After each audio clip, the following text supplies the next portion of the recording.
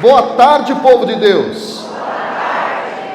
Antes de mais nada, quero dizer a vocês que é uma alegria imensa estar aqui mais uma vez no estado do Paraná. Eu vim este ano aqui muitas vezes e semana que vem estarei aqui de novo, mas lá na região de Ivaiporã, perto ali da região de Maringá. Eu desço em Maringá e depois vou para lá na semana que vem.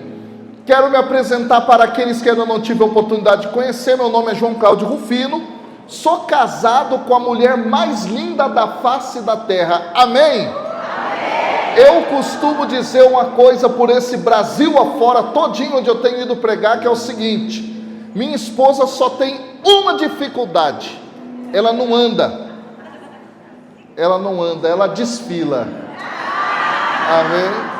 O nome dela é Patrícia, temos uma filha chamada Olívia, de 4 anos de idade, e juntos participamos da Renovação Carismática Católica na Arquidiocese de São Paulo, onde neste momento estou como coordenador do Ministério de Pregação, mais uma vez lá na Arquidiocese. Termina agora o 2º mandato, dado o fato de que nós tivemos a Assembleia Eletiva, não é? Então nós teremos toda a modificação agora na coordenação dos ministérios. Junto à renovação, há muitos anos, desde 1998, eu tenho ajudado, pregado, contribuído, escrevendo apostilas, dando formações, escrevendo livros, capítulos de livros, cursos para a RCC Brasil, desde, sobretudo, da época da Kátia, depois os 2 mandatos do Vinícius, ajudando nessas formações pelo Brasil afora e outros países também. Sou professor na Faculdade de Teologia, na PUC de São Paulo, onde ministro aula de Sagrada Escritura, formando há 11 anos já os futuros padres de diversas dioceses e congregações religiosas lá na região metropolitana de São Paulo. É uma alegria, portanto, estar aqui com vocês para a pregação da palavra. Quantos aqui querem ouvir a palavra de Deus? Levanta a mão e diga: eu quero, Senhor. Amém? Amém. E a primeira pregação que farei aqui nesse encontro tem um tema extremamente importante: Maria, mãe da igreja. Nós queremos entender um dos aspectos desse título tão maravilhoso que recebe nossa querida mãe Maria Santíssima.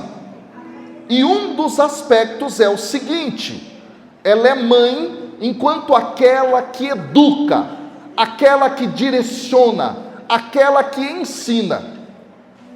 E uma das passagens mais bonitas a respeito de Maria, para tratar a respeito desse aspecto, é a anunciação do anjo Gabriel a Maria.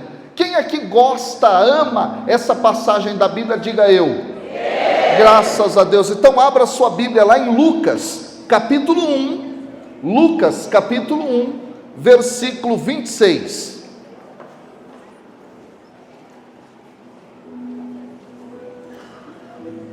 Lucas, capítulo 1, versículo 26. Lucas, capítulo 1, versículo 26. Nós vamos ler até o 38, mas começamos no capítulo 1, versículo 26 do Evangelho de Lucas. Eu gosto demais de Lucas, gente. Meu doutorado na teologia é na obra lucana. Ontem à noite na faculdade de teologia eu dei aula sobre Lucas, foi a última aula, inclusive. Eu amo muito o Evangelho de Lucas, o livro de Atos dos Apóstolos. Quero compartilhar coisas maravilhosas para vocês aqui nesta tarde, em cima dessa passagem. Eu vou ler aqui na Bíblia Ave Maria, Jerusalém, você acompanha na Bíblia que você tem nas suas mãos. Diz assim a palavra de Deus: no 6º mês, o anjo Gabriel foi enviado por Deus a uma cidade da Galileia chamada Nazaré, a uma virgem desposada com um varão chamado José, da casa de Davi. E o nome da virgem era Maria. entrando onde ela estava, disse-lhe: alegra-te, cheia de graça, o Senhor está contigo. Ela ficou intrigada com essa palavra e pôs-se a pensar qual seria o significado da saudação. O anjo, porém, acrescentou: não temas, Maria, encontraste graça junto de Deus. Eis que receberás do teu seio e darás à luz um filho, e o chamarás com o nome de Jesus. Ele será grande, será chamado Filho do Altíssimo, e o Senhor Deus lhe dará o trono de Davi seu pai. Ele reinará na casa de Jacó para sempre, e o seu reinado não terá fim. Maria, porém, disse ao anjo: como é que vai ser isso, se eu não conheço homem algum? O anjo respondeu: o Espírito Santo virá sobre ti, e o poder do Altíssimo te cobrirá com a sua sombra. Por isso, o santo que nascer de ti será chamado Filho de Deus. Também Isabel, tua parenta, concebeu um filho na velhice, e este é o 6º mês para aquela que chamavam de estéril. Para Deus, com efeito, nada é impossível. Disse então Maria: eu sou a serva do Senhor, faça-se em mim segundo tua palavra. E o anjo a deixou. Vamos dar uma salva de palmas a essa palavra.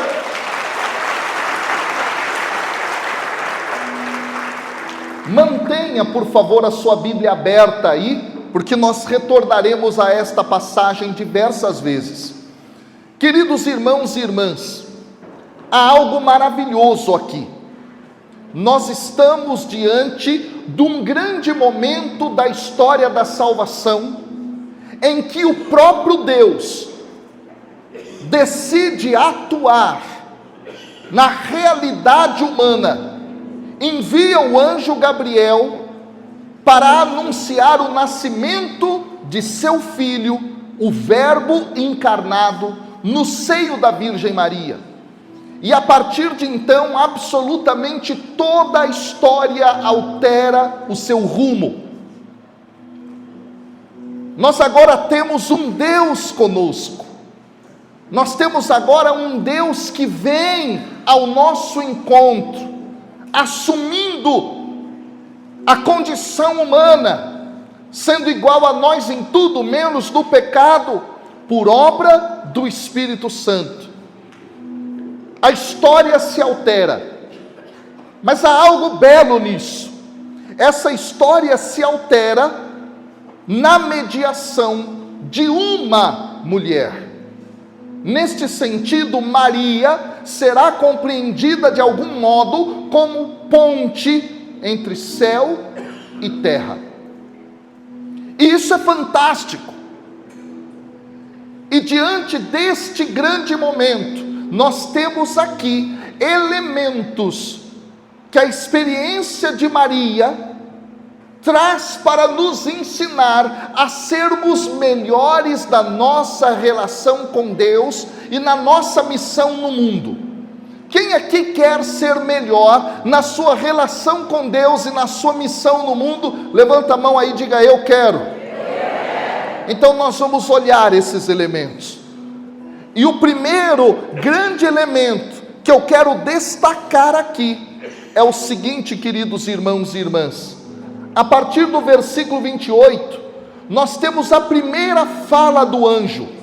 E nesta fala, a primeira coisa que o anjo diz a Maria, em português, é: alegra-te. Qual é o grande mistério que está por trás dessa saudação? Algumas Bíblias, em português, traduzem isso com o famoso ave. É o caso da Bíblia chamada, como todos vocês conhecem, a Bíblia de Jerusalém, não, a Bíblia Ave Maria. Ela traduz como um ave. E ela traduz assim por causa da influência da tradução latina feita por São Jerônimo, a pedido do Papa Damaso I, por volta do quinto século depois de Cristo. Ele traduz para o latim ave. Porém, o texto de Lucas fora escrito em grego. E quando nós lemos o texto grego, aquilo que o anjo falou a Maria é a palavra haire.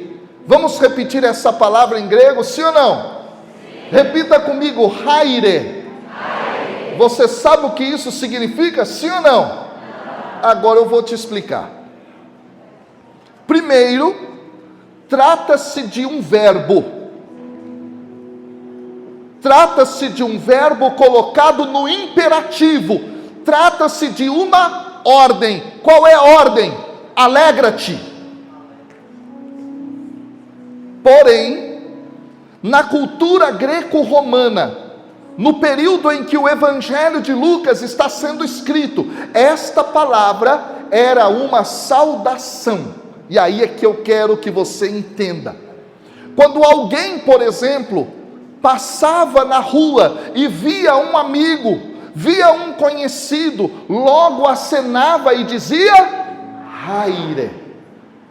Aliás, nas aulas de grego, lá na faculdade de teologia, alguns semestres eu utilizei um método para que os alunos possam aprender um pouco da língua grega, em que o primeiro capítulo do livro já traz um texto de um diálogo de dois amigos, e um saúda o outro com haire. Haire é um oi. Oi! E aí, como é que você está? E aqui há algo maravilhoso. Naquela época, você não cumprimenta como homem uma mulher com haire, a não ser que você tenha intimidade com ela. Portanto, aqui, meus queridos e queridas, ao narrar este fato, Lucas está mostrando para nós uma quebra de protocolo. Haire, o anjo, figura masculina aqui, saúda uma mulher com uma palavra que expressa intimidade. Por que é que o anjo trouxe esta palavra a Maria? Uma saudação de amigos, uma saudação de amizade. Aqui nós extraímos a primeira grande lição. Ao que isso pode indicar? Ao seguinte, meus queridos e minhas queridas, isso é maravilhoso, que Maria, de alguma maneira, era entendida como íntima de Deus, como íntima do céu, como amiga de Deus, como amiga do céu. Ela é cumprimentada como uma amiga. E aqui, portanto, meu irmão e minha irmã, a primeira palavra que ela escuta ensina a nós uma lição que ela nos dá. Ela, como nossa mãe, diz a nós, com esta narrativa, que nós precisamos aprender dela a sermos amigos do céu, a sermos amigos de Deus, a sermos amigos do Senhor. Na nossa linguagem carismática, a gente fala muito de intimidade com Deus. E aí eu pergunto a você, você tem sido íntimo de Deus? Você tem sido íntima do céu? O grande imperativo para nós, primeiro, de Maria que nos educa, é isso: nós devemos ser íntimos de Deus, íntimos do céu.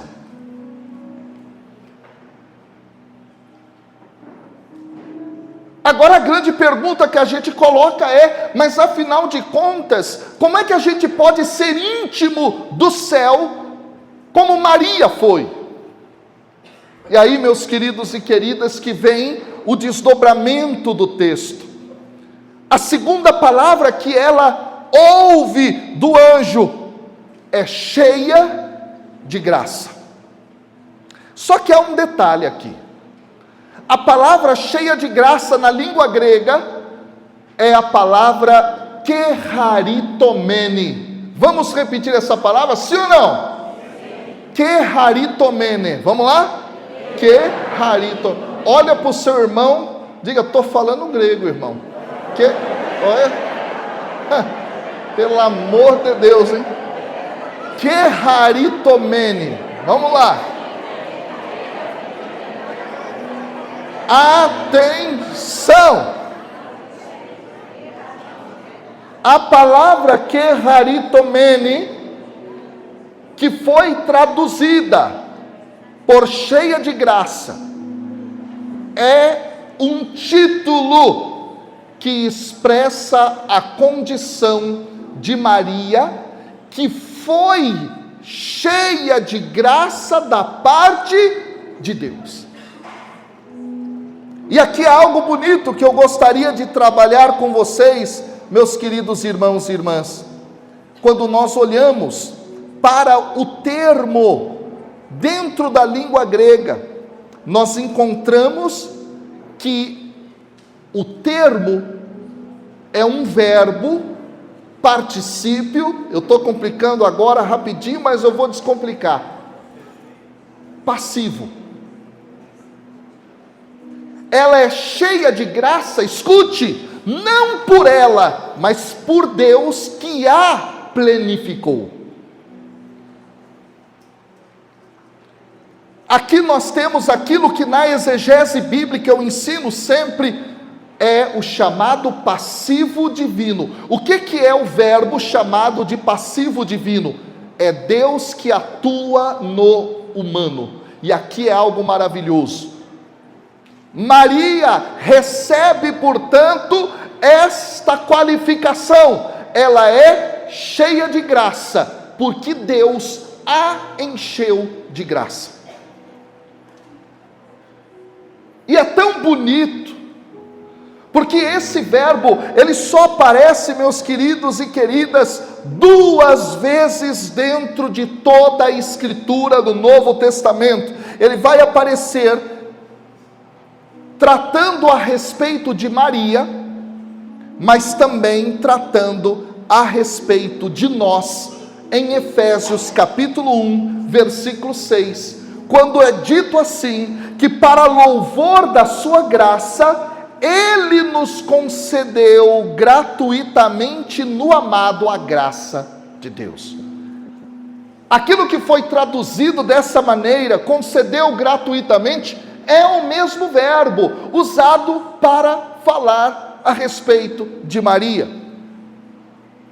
Aqui uma grande lição: se nós queremos ter uma melhor relação com Deus e uma melhor missão, aprendendo com Maria, uma das lições é que nós devemos deixar que Deus nos encha da sua graça.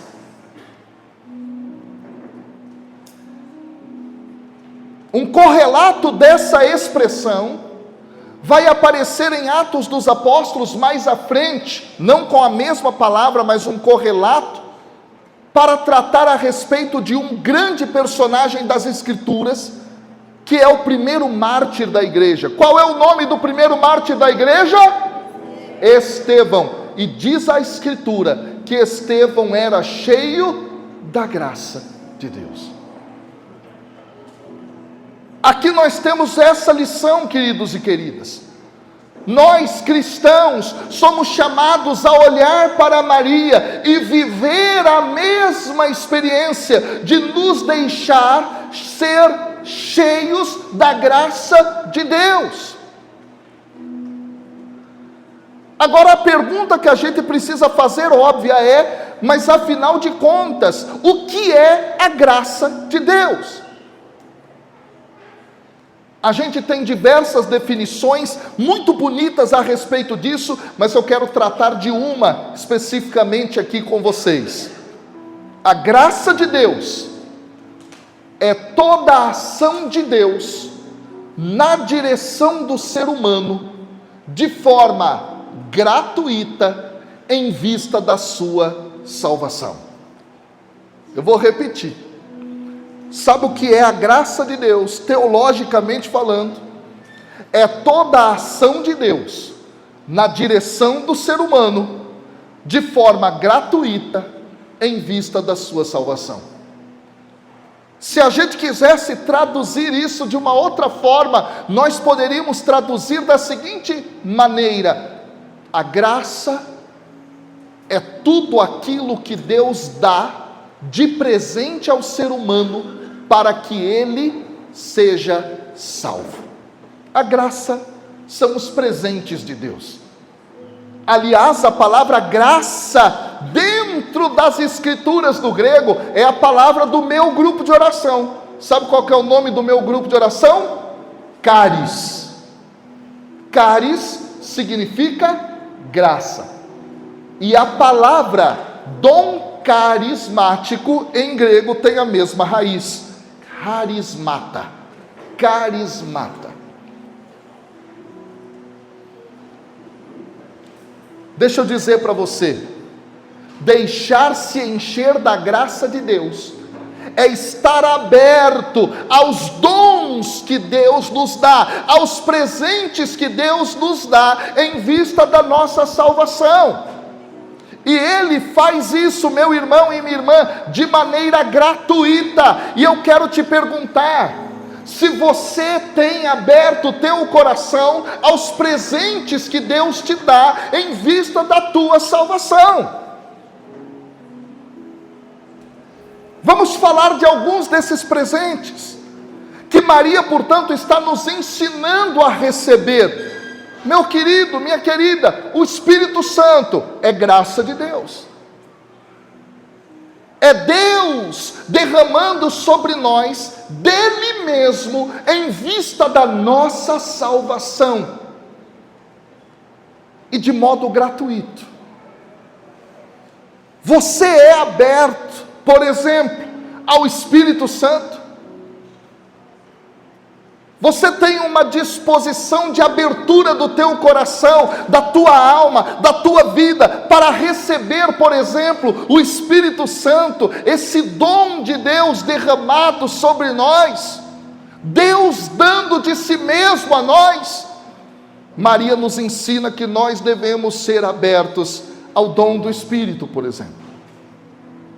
Só que não para por aí, porque outros dons, que são, portanto, graça de Deus, em vista da nossa salvação, presentes de Deus em vista da nossa salvação, são dados a nós. A Eucaristia, os sacramentos, a Escritura. Percebe? Vários são os dons que Deus nos dá. Agora a pergunta é se você é aberto a isso, se você busca abrir o teu coração para receber esses presentes. Por que eu estou dizendo isso? Porque tem muitos de nós católicos que estamos na igreja do Senhor, que tem diversos dons, que tem os sacramentos, que tem tudo aquilo que pode ser recebido por nós de modo gratuito para a nossa salvação, mas muitos católicos não aproveitam isso. Por exemplo, o sacramento da reconciliação, conhecido comumente como confissão. Vem cá, há quanto tempo você não busca uma boa confissão? O sacramento, por exemplo, do matrimônio. Quantos de nós que estamos muitas vezes na igreja, mas não buscamos o matrimônio? Vivemos amasiados, por exemplo. Deus nos dá graça, e nós muitas vezes rejeitamos a graça que Ele nos dá. Maria nos ensina, com esta titulação que ela recebe, de cheia de graça, que nós devemos ser abertos aos dons que Deus nos dá, aos presentes que Deus nos dá para a nossa salvação, meu irmão. Quantas coisas existem para a nossa salvação, mas nós não mergulhamos nessas graças graças que Deus nos dá. Eu repito, os sacramentos, eu repito aqui o batismo no Espírito, eu repito aqui o próprio Espírito Santo, o rosário, por exemplo, as novenas, tudo aquilo ligado à espiritualidade, que são dons que Deus dá, despertando na igreja estes presentes para nós, mas nós não buscamos. Maria é aberta, por isso é cheia. Será que você é cheio desta graça? E alguém do céu, seja o próprio Deus ou seus anjos, poderiam aparecer para você e dizer: cheio de graça? A pergunta que eu te faço é: você tem buscado estar aberto aos presentes que Deus te dá para a tua salvação? Só que é bonito, irmãos e irmãs, porque o anjo continua. A terceira coisa que o anjo diz a Maria é: o Senhor é contigo. Vamos repetir isso? O Senhor é contigo. Mais uma vez: o Senhor é contigo. Deixa eu te explicar algo extremamente maravilhoso. Esta afirmação, o Senhor está contigo, ou o Senhor está convosco, aponta aqui para um papel importante de Maria na história da salvação. Por quê, professor? Deixa eu te citar algumas passagens bíblicas onde isto aparece. Gênesis 26, 24, 28, 15, Êxodo 3, 12, Juízes 6, 12, Jeremias 1, 8, Atos capítulo 18, versículos 9 e 10.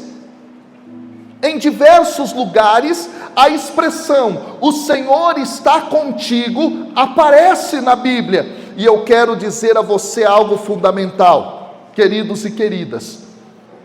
Esta expressão aparece direcionada a grandes personagens da história da salvação. Deus se manifesta e Deus diz a esses grandes personagens. Um deles, ali citados, por exemplo, é o grande Moisés: o Senhor está contigo. Outro grande personagem agora do Novo Testamento que ouve tais palavras é Paulo, na referência de Atos dos Apóstolos que eu trouxe. Escuta, irmão, eu gosto de pregar para pessoas que já são de caminhada, porque você tem que aprender coisas, você tem que sair daqui com novidades da palavra de Deus para direcionar a tua vida. Então escute. Maria é uma destas várias pessoas importantes na história que ouvem de Deus que Deus está com ela. E isso expressa algo profundo. Isso expressa aqui, meu querido e minha querida, que Deus está garantindo que está com a pessoa.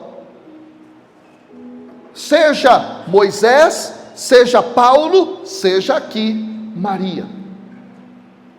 Se nós queremos viver uma relação com Deus de modo profundo, e uma missão de verdade melhor daquela que a gente já exerce, nós precisamos ter a clareza desta grande realidade: o Senhor está contigo.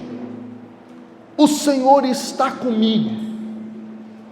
Você precisa bater no seu peito e declarar esta verdade: o Senhor está comigo. E como nós gostamos de dizer na Renovação Carismática Católica, nós devemos tomar posse disso. Você toma posse de que Deus está com você, meu irmão.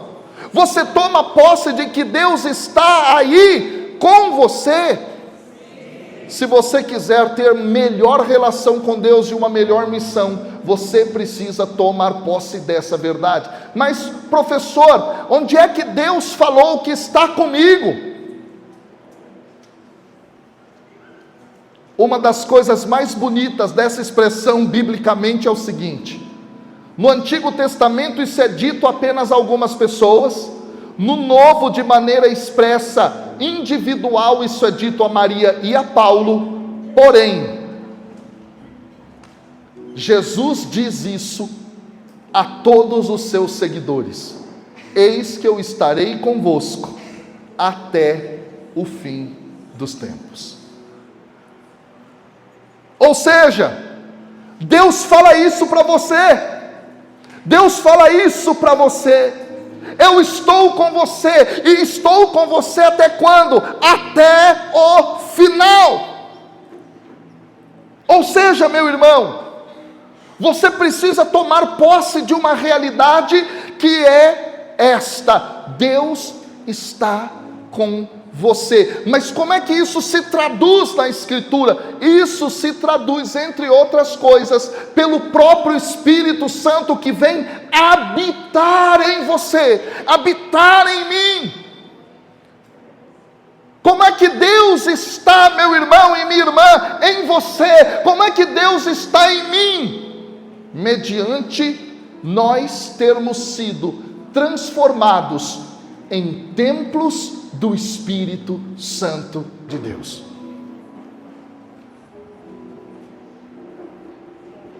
1 Coríntios 3,16, Efésios 2,22, vós sois templos do Espírito Santo, sabeis que o Espírito Santo habita em vocês. Deixa eu dizer, meu irmão e minha irmã, se você quiser aprender a ser melhor com Maria, você precisa colocar essa verdade na tua alma: eu sou templo do Espírito Santo, Deus está comigo, Deus habita em mim, Ele está no mais íntimo do meu ser. Deus está com você. E por que eu digo isso? Porque talvez você duvide,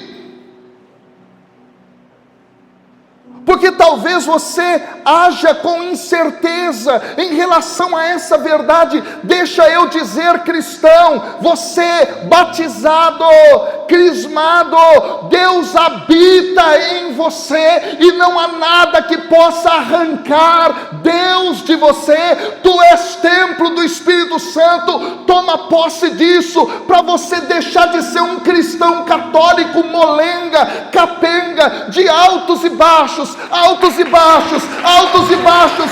Deus habita a tua alma. Tome posse disso, irmão. Tome posse disso. Deus habita a tua alma. Quando você estiver no momento de dor, quando você estiver no momento de dificuldade, quando você estiver na sua luta, você tem que bater no teu peito e dizer: nada pode contra mim, porque Deus Todo-Poderoso me habita. Deus está comigo, Deus está comigo, Deus está comigo, Deus está comigo. Nada vai me derrubar, porque Deus está comigo.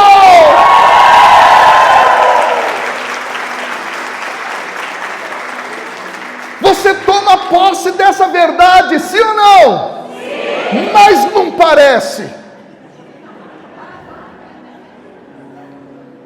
Não parece, não. Que na primeira luta da sua vida você começa: ai, cadê Jesus? Oh, Senhor, onde é que o Senhor está? Onde tu estás? Meu irmão, Deus está dentro de você. Se há uma realidade com a qual você precisa lidar de forma absolutamente certa, é essa: Deus te habita. Onde você estiver, Deus está.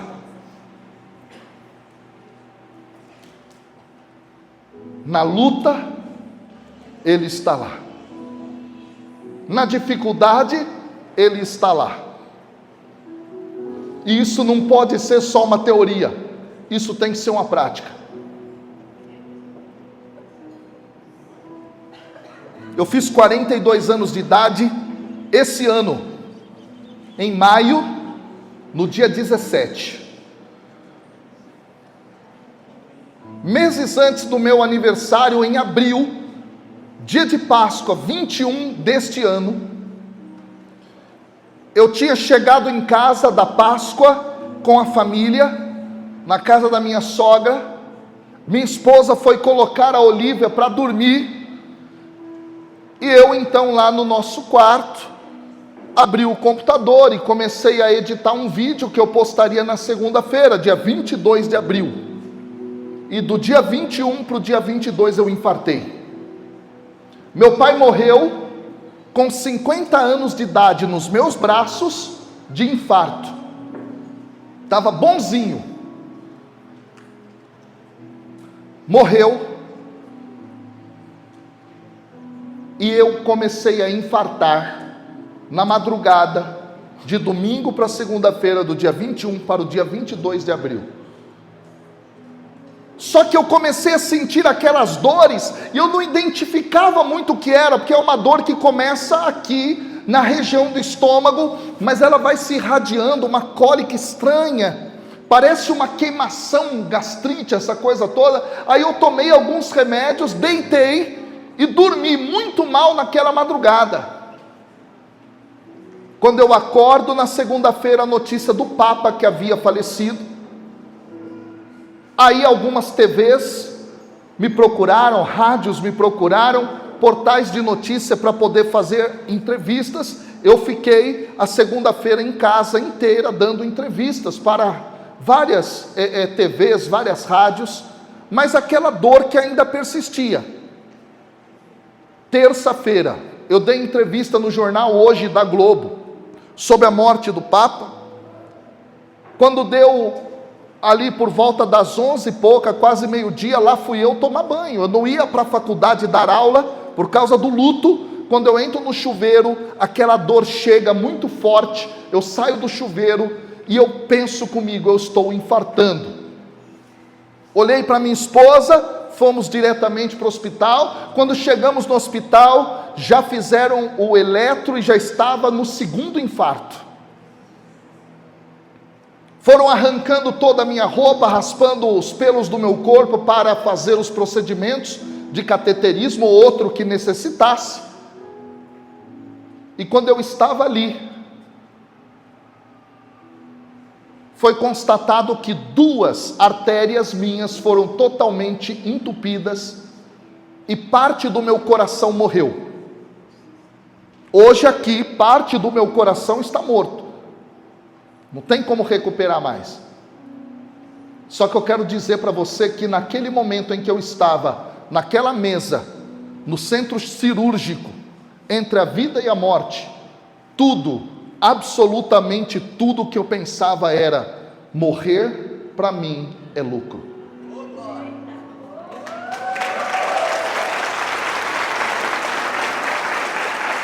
Eu tenho testemunhado isso, porque naquele momento entre a vida e a morte, eu não tive medo absolutamente em nenhum segundo de morrer.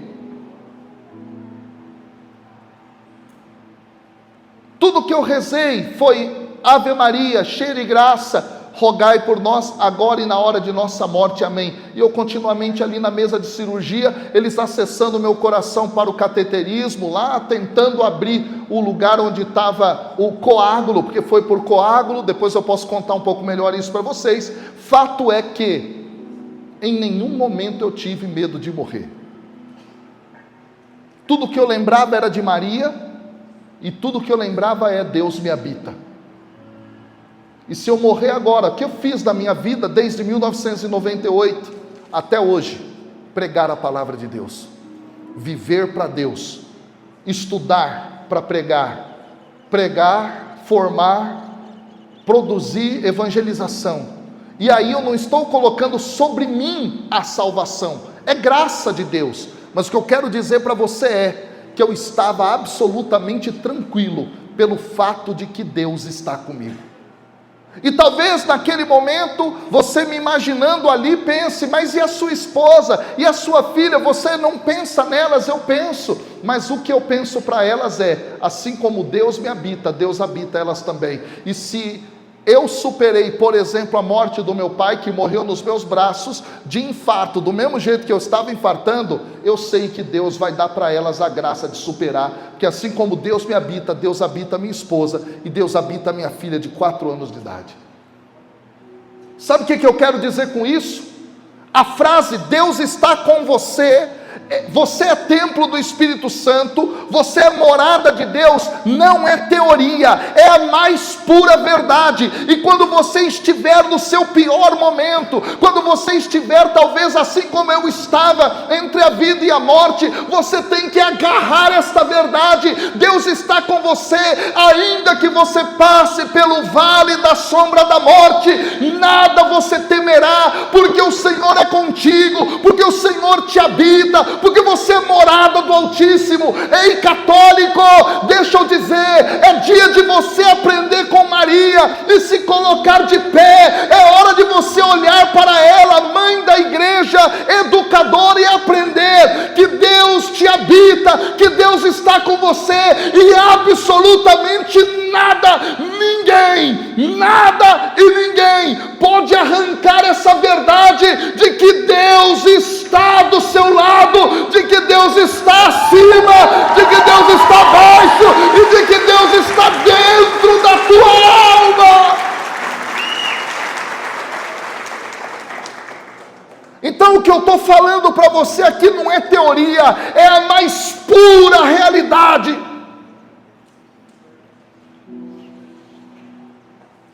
Para de choramingar, para de fraquejar, para de desesperar diante das dores da sua vida. Você pode até verter lágrimas da dor que você sente, porém, você não pode arredar o pé da verdade de que Deus te habita. Maria nos ensina isso. E ela tanto nos ensina isso, que ao olharmos para o mistério das Escrituras Sagradas, o texto nos diz que Maria estava de pé junto à cruz, sem covardia, de pé. Quando a dor bater a porta da tua vida, lembre-se de Maria de pé na cruz. Quando a dor pelo falecimento de alguém que você ama bater, você ficará de pé, como Maria ficou de pé diante da cruz. Aprenda com ela. O texto não para por aí, meu irmão. Há algo maravilhoso, tanta coisa maravilhosa nesse texto. Deixa eu falar para você, tudo que eu preguei até agora só está em um versículo. 3 frases do versículo 28, quanta coisa, muito mais coisa, mas eu quero trazer para você aqui outro elemento. No versículo 30, na segunda fala do anjo, o anjo diz a Maria: Maria, não temas. Vamos repetir isso? Maria, não temas. Olha para o teu irmão e diga: não temas.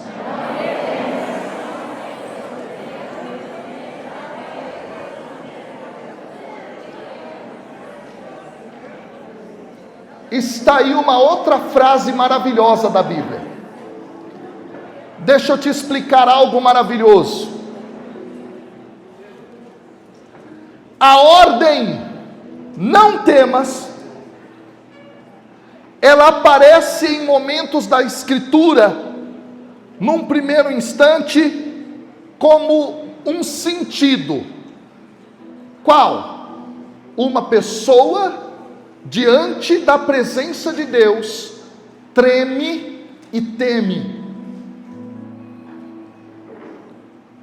Êxodo 15:16, Juízes 6, 22 e 23, Juízes 13, 6 e versículo 22, 2 Samuel 6, 9, Isaías 6, 5, Daniel 8, 16 e 17, Daniel 10, versículo 10 e 11, em todos esses lugares aparece não temas, no sentido de alguém que está diante de Deus, diante daquele mistério grandioso e insondável, treme. Então, ou Deus, ou um anjo, diz à pessoa: não temas.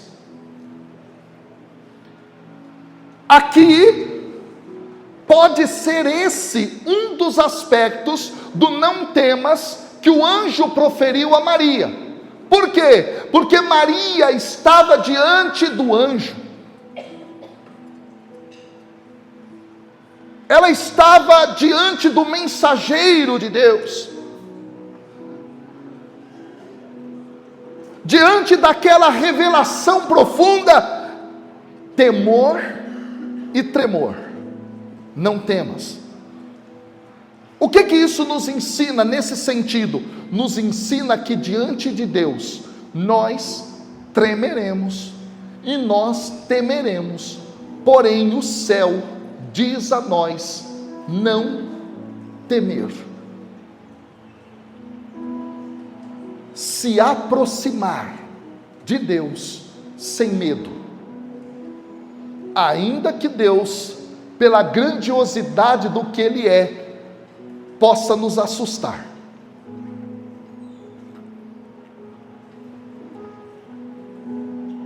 Não temas, se aproxima. Não temas, estabelece relação. Só que há um outro sentido. Dentro do Antigo Testamento, não tenhas medo, não temas, também vai aparecer em momentos em que há um contexto de guerra. Então, Números 14, 9, Deuteronômio 1, 20 e 21, Deuteronômio 20, versículo 3 e 4, Josué 8, versículo 1 e 2, 2 Reis 6, 15 e 19, Isaías 41, 10, não temas, Deus profere para o povo quando eles estão diante de uma batalha. Aqui esse sentido também pode ser aplicado àquilo que o anjo falou a Maria. O quê? Como assim, professor? Eu te explico. Essa teologia é maravilhosa. Agarre essa verdade para a tua alma. Ou seja, ao dizer para Maria, não temas, é como se o anjo estivesse dizendo para ela: você passará por lutas, você passará por guerras, você passará por dificuldades, mas Deus está com você. Você é cheio de graça, você é íntimo do céu. Não temas. Portanto, não temas pode ser um anúncio de dificuldade, ao mesmo tempo um anúncio de esperança.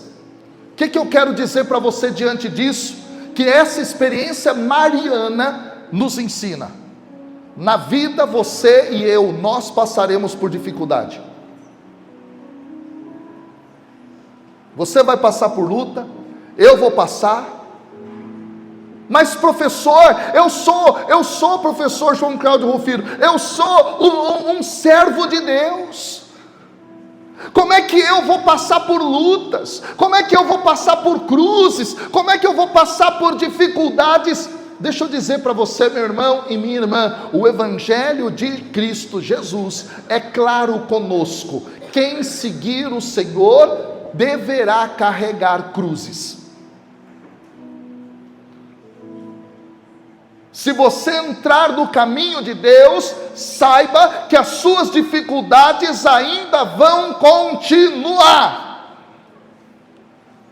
As suas lutas ainda vão continuar. Os seus problemas não vão sumir como um estalar de dedos, por causa da sua fé, do seu serviço a Deus. O anjo, ao falar para Maria, não temas, é como se ele estivesse dizendo, dado todo esse contexto dessa linguagem da Bíblia, você passará por lutas, você passará por guerras, mas nelas não temas. Deixa eu perguntar para você. Você está passando por dificuldades em alguma área da sua vida hoje, sim ou não? Sim. Deixa eu dizer para você que isso é perfeitamente normal, mesmo para quem é servo de Deus.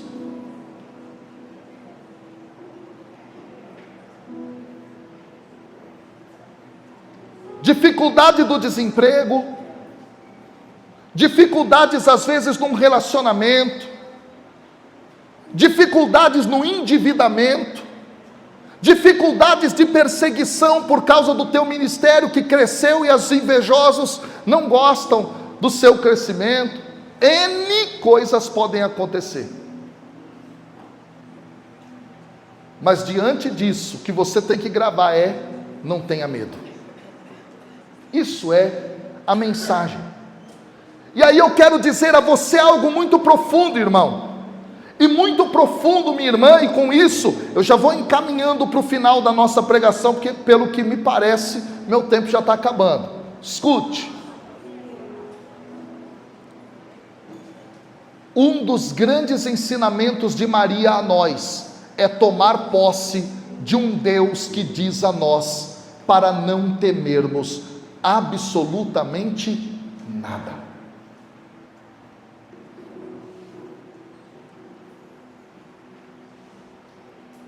Isso me faz lembrar o ensinamento do apóstolo Paulo.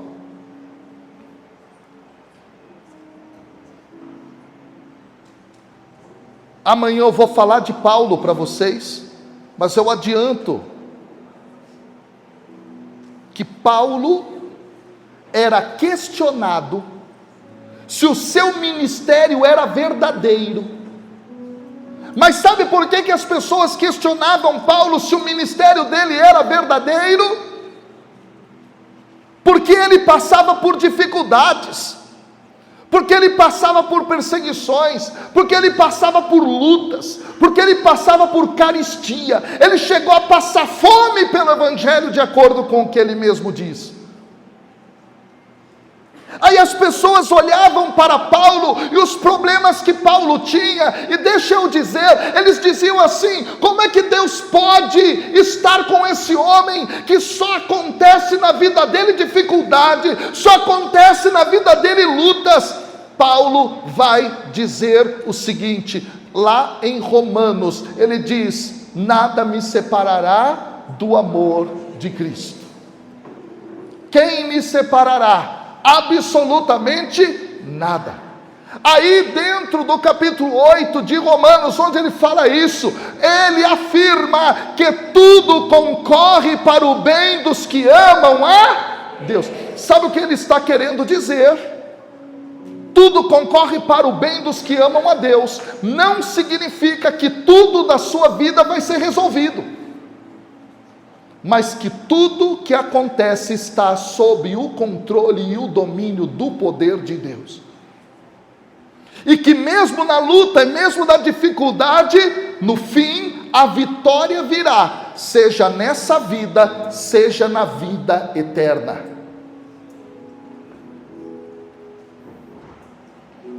Então o que eu quero te alertar com essa mensagem dada a nós a partir da experiência de Maria? Na sua vida você vai ter dificuldades. Tira seu cavalinho da chuva, de que se você for servo de Deus, as coisas vão ficar tudo bem. Não vão. Ai, professor, isso acaba com a minha esperança. Não, ao contrário, isso tem que trazer mais esperança. Por quê? Porque ainda que as coisas não se resolvam aqui, a tua esperança é que elas se resolverão com o céu.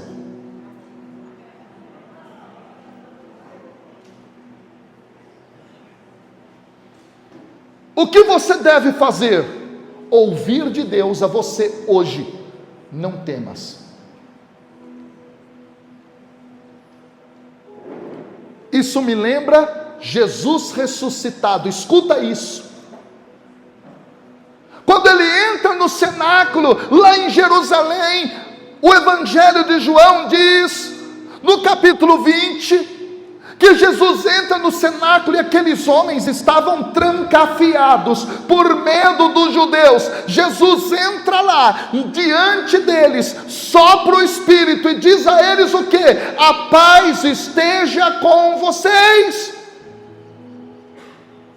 Pergunto, a perseguição dos judeus terminou em relação a esses cristãos primitivos? Sim ou não? Não. Leia Atos dos Apóstolos. Leia Atos dos Apóstolos e você verá que eles continuaram a ser perseguidos. Eles foram presos, eles foram açoitados. Mas diante disso, qual é a realidade a qual nós devemos nos apegar? A paz de Deus está comigo. Professor, como assim? Deixa eu te explicar. Seu mundo está caindo, a dificuldade está acontecendo.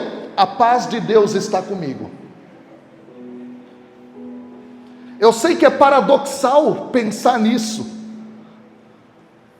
Eu sei que é contraditório às vezes pensar dessa forma, mas esse é o Evangelho, e o Evangelho precisa ser entendido por nós. Ou seja, diante do momento em que a gente está com medo, Deus diz: não temas. A situação que causa medo vai continuar muitas vezes acontecendo, ela não será resolvida. Assim é a vida. Seja bem-vindo à realidade, meu filho e minha filha. Que ilusão da gente achar que tudo vai ficar bem, todo o tempo e tudo. Algumas coisas vão ficar bem, outras não. É assim, ué. Assim é a vida. Não se iluda com o evangelho da prosperidade.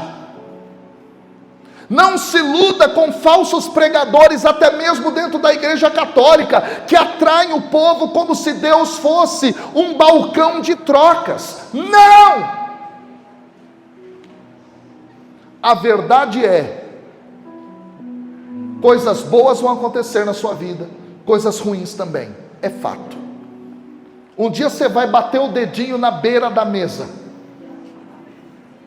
Um dia você vai martelar seu dedo martelando um prego na parede, porque teu marido não quis fazer. Eu sei que os homens têm um prazo de 6 meses para realizar o pedido de uma esposa, segundo o sindicato dos homens, não é verdade não? Aí você foi lá e falou: deixa eu fazer. Martelou o dedo, viu só? Então na vida, você vai pegar resfriado. Na vida você vai martelar o dedo, vai bater o dedinho. Na vida você vai pegar uma praia, esquecer de passar direito o negócio lá que tira a queimadura do sol e suas costas vão arder. Pode ser que um dia um dente seu tenha uma cárie. Pode ser que um dia você escorregue e bate alguma coisa. Normal, gente, é a vida. Alguém bate no teu carro, alguém te fecha, alguém te despede do emprego. Isso vai acontecer, é a vida, meu filho. Seja bem-vindo à realidade. Só que diante de tudo isso, não temas. Porque a tua esperança não está aqui. A tua esperança está no céu. E sabe o que Jesus vai falar para você quando você passar dessa vida para a vindoura, sendo fiel, permanecendo de pé, com um sorriso no rosto, e o mundo caindo? Vinde, bendita do meu Pai, bem-aventurada. Vinde, porque você não se deixou levar pela dor, você venceu. Receba a coroa da vida eterna.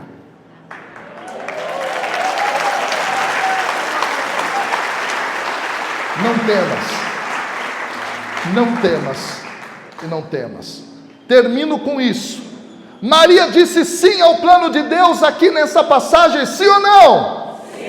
O que ela disse? Faça-se em segundo a tua. O anjo se afastou. E o que aconteceu na história?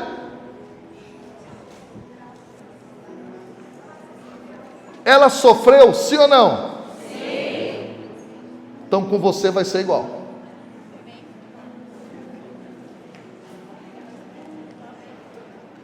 Ela disse sim ao plano de Deus. Quando ela vai para a apresentação de Jesus no templo, ainda no Evangelho de Lucas, no capítulo 2, no versículo 33, Simeão abençoa Jesus, Maria e José. Escuta.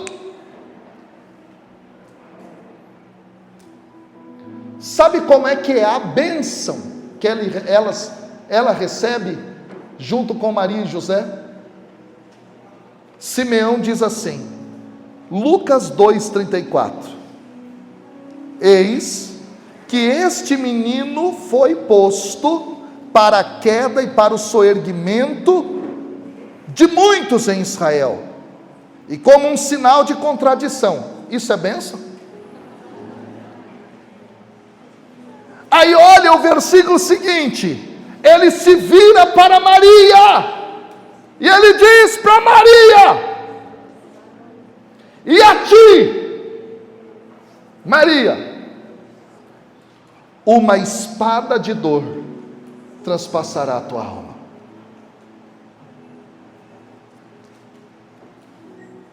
Simeão abençoou Maria. Imagina se ele tivesse amaldiçoado. O que é que eu quero dizer? Ela que é a mãe da igreja, a mais fiel discípula, união entre céu e terra, não teve todos os seus problemas resolvidos nessa vida, mas ela permaneceu de pé até o final. Que Deus nos dê, olhando para Maria, essa mesma gana, coragem, força e abertura, a graça de Deus para dizer: nada, nada, nada me fará cair, porque Deus está comigo, porque eu sou cheio da graça de Deus, porque eu vou até o final, porque a eternidade me espera. Eu quero te convidar a uma oração agora, e eu vou te abençoar, nas palavras de Simeão: uma espada de dor transpassará a tua alma.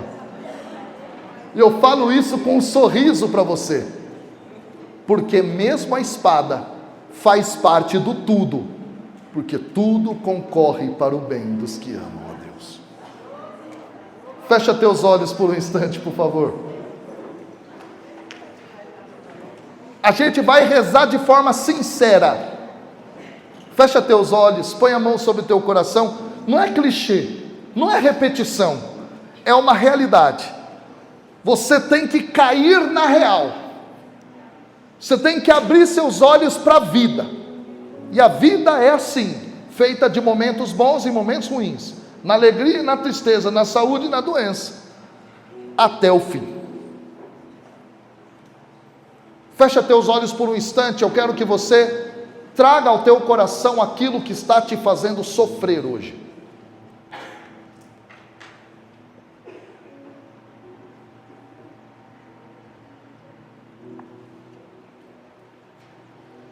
Às vezes é a realidade financeira da tua família, de endividamento, nome sujo. Às vezes é a enfermidade de algum parente ou tua, de alguém que você ama. Às vezes é a perseguição que você passa na igreja, por um padre que não foi com a tua cara, não gosta do teu grupo de oração. Às vezes a dificuldade é porque você está desempregado e não consegue arrumar um emprego que pague aquilo que a sua conta demanda. Às vezes a tua dificuldade é emocional, aquele sentimento de tristeza, de angústia, de depressão. Qual é a sua cruz maior no dia de hoje? Sabe o que Jesus diz para você? Alegra-te, cheia de graça, Não temas, o Senhor é contigo. Permanece até o final diante dessa dor. Você vai dançar sobre toda a dor, você vai continuar firme e fiel, você vai continuar até o final, mesmo diante dessa dor. Ainda que você clame a Deus, peça a Deus para resolver esse problema, e esse problema não for resolvido, você não vai buscar outros lugares errados para resolver, você vai encarar a verdade, você vai encarar a realidade na fé em Cristo. O Senhor é contigo, minha filha. O Senhor mostra para mim uma senhora, uma mulher que está sofrendo com agressões do seu marido dentro de casa. Ele é alcoólatra.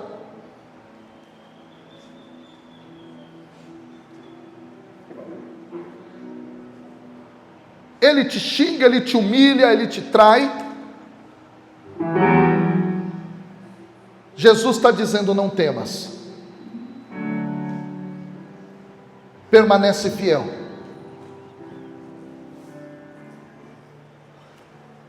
Você que está com a sua conta no vermelho, a ansiedade bate, seu coração dispara diante das contas que você tem para pagar, e o dinheiro do mês não dá, aquela dificuldade toda. Sabe o que Deus está dizendo para você? Acalma teu coração.